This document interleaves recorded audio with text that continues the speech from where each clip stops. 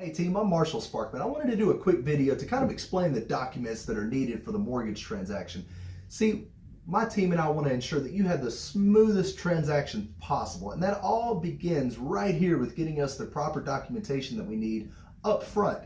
You hear a lot of horror stories of people getting a mortgage, and typically it's because they didn't request all the documentation they need on the front end. So I don't want you to get overwhelmed with the documentation that we need, but just know that if any of these items apply to you, we will need the following documentation. So just know, if you want a super smooth transaction, be sure to pay close attention here, because this is absolutely the foundation of you getting a mortgage and it closing smoothly.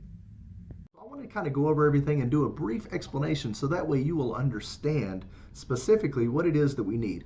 We need the most recent 2 years of W-2s and 1099s if you're self-employed. So your W-2 is what your employer mails you at the end of the year. Same thing with your 1099s. It has your total income. Also, we need your tax returns, most recent for the past 2 years. Now on the tax returns, be sure to send us every single page and not only just your 1040. We're going to need to see every single page associated with your tax returns.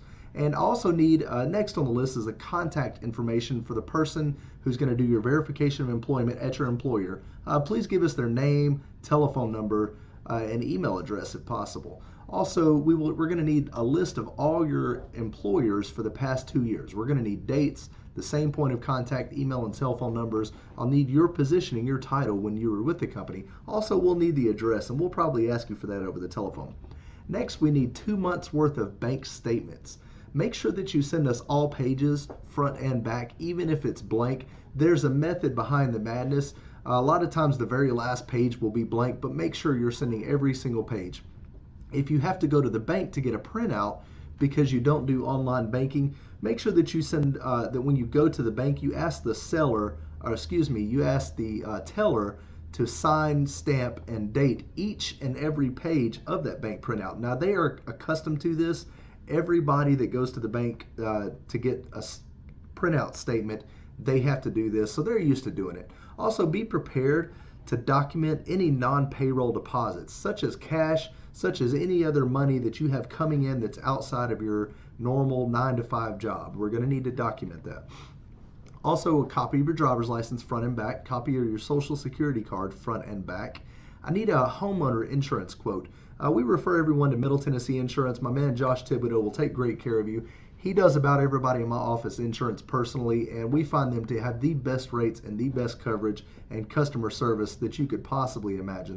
They usually blow everybody else out of the water.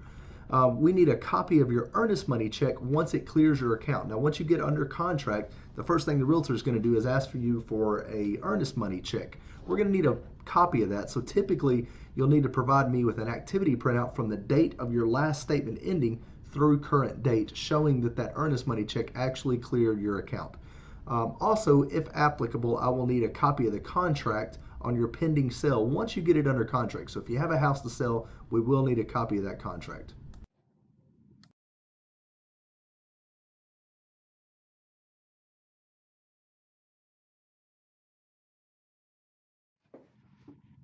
Now, the second page here, if you look in the left-hand column, these are all conditional. If anything in the left-hand column applies to you, then the documentation that we will need, you will find off to the right.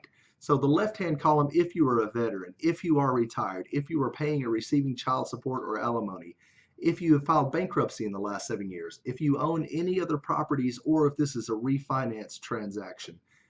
Next line down is note if you do not have a 2-year work history, if you have student loans, if you are requesting down payment assistance, such as a government program to help you with your down payment, then we'll need these documents.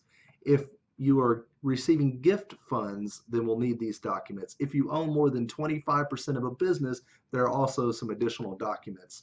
Just know that the list here is pretty inclusive. If you get us all these documents up front the first time, we'll probably won't have any problems getting you a mortgage. If you have any questions anytime regarding any of these items, please pick up the phone and give us a call, and my team will be glad to walk you through the details. Thank you. So that's the entire list of documents that you're going to need through the mortgage transaction. Just know when my processor gets her hands on it, she may request a little bit more. The underwriter could request something else also, but we try to gather as much as we can on the front end so that it makes it smoother for you on the back end. Just know when my team requests documentation, it's very important that you get it to us as quickly as possible. And if anything on this list doesn't make sense to you, feel free to give us a call and we'll be glad to explain everything in detail. So we look forward to a super smooth transaction. Thanks.